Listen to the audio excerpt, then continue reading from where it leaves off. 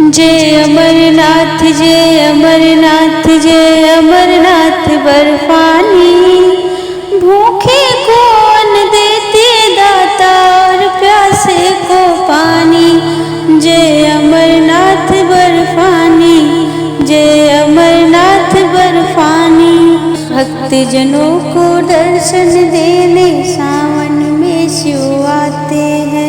अमरनाथ बर्फानी बाबा सारे कष्ट मिटाते हैं। बर्फ से शिवलिंग स्वयं ही बनता और बन जाता पानी। जय अमरनाथ जय अमरनाथ जय अमरनाथ बर्फानी जय अमरनाथ बर्फानी।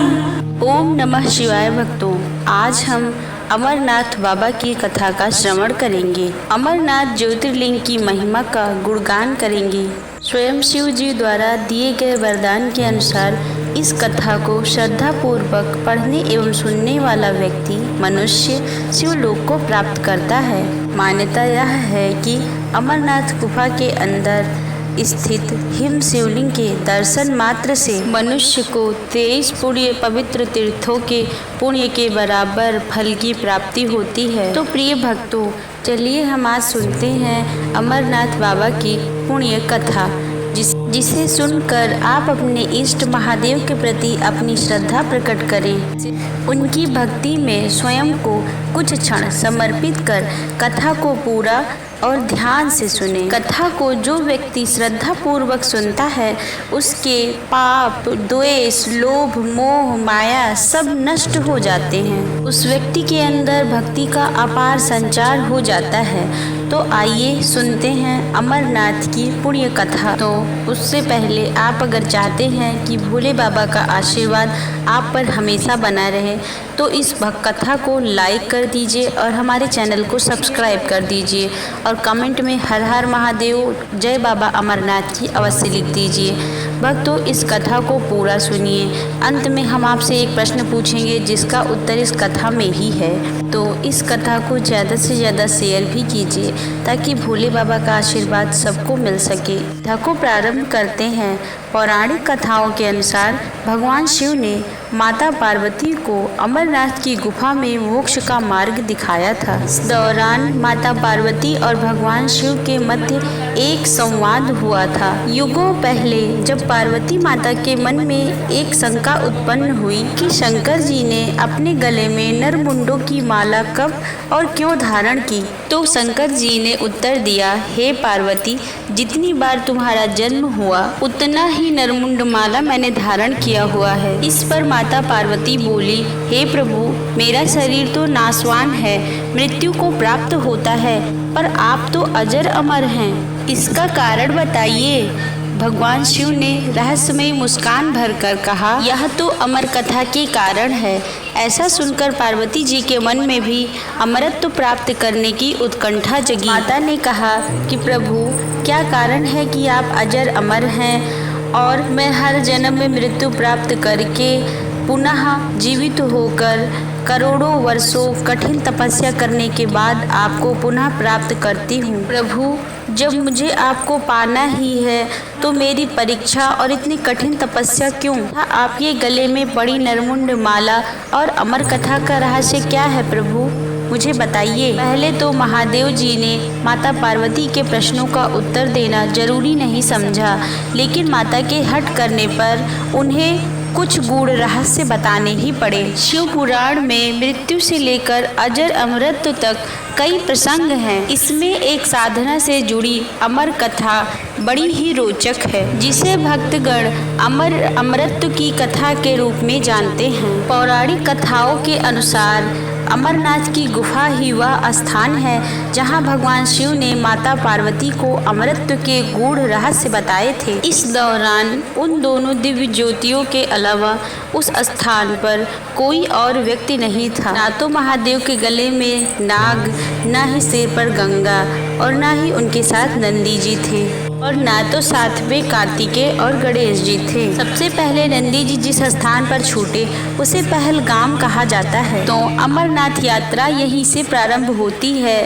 थोड़ा आगे चलने पर शिव जी ने अपनी जटाओं से चंद्रमा जी को अलग कर दिया। जिस जगह पर ऐसा किया वह चंद्रवाणी नाम से विख्यात हुई। इसके बाद गंगा जी को पंचतारणी में तथा कंठाभूषण सर्प को शेषनाग पर छोड़ दिया। भक्तों, अमरनाथ यात्रा में पहलगाम के बाद दूसरा पड़ाव पंचगुणा का पर्वत है। यहीं पर शिव जी ने गणेश भगवान को छोड़ा था। इसके बाद महादेव ने जहाँ पिस्सू नामक कीड़े का त्याग किया वह जगह पिस्सू घाटी के नाम से है। इस प्रकार महादेव ने जनदायिनी पांचों तत्वों को अपने से अलग किया। इसके पश्चात महादेव जी माता पार्वती के साथ अमरनाथ गुफा में प्रवेश कर गए। इस कथा को कोई और तीसरा व्यक्ति या प्राणी न सुन पाए, इसलिए चारों तरफ महादेव जी ने अग्नि प्रज्वलित कर दी। फिर महादेव ने अपने डमरू द्वारा अथाह शंखनाद किया। फिर उस जगह से सारे पशु पक्षी उस जगह को छोड़कर कहीं अन्य चले गए। इसके बाद महादेव जी जीवन के गूढ़ रहस्यों की कथा माता पार्वती को सुनाने लगे।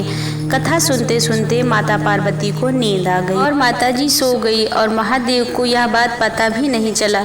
वो कथा को सुनाते ही रहे। यह कथा इस समय दो सफेद कबूतर सुन रहे थे और बीच बीच में गुटर गूं की आवाज निकाल रहे थे। महादेव जी को लगा कि माता पार्वती हमें सुन रही हैं और बीच बीच में हुंकार भी भर रही हैं। भोलेनाथ अपनी कथा कहने में मग्न थे, तो इसलिए उनका ध्यान कबूतरों पर नहीं गया। दोनों कबूतर अमर कथा का श्रवण करते रहे। जब कथा समाप्त होने पर महादेव का ध्यान पार्वती पर गया तो उन्होंने देखा कि माता जी तो सो रही हैं। तो उनको ध्यान आया कि अरे कथा कौन सुन रहा था, बीच बीच में हुंकारी कौन भर रहा था।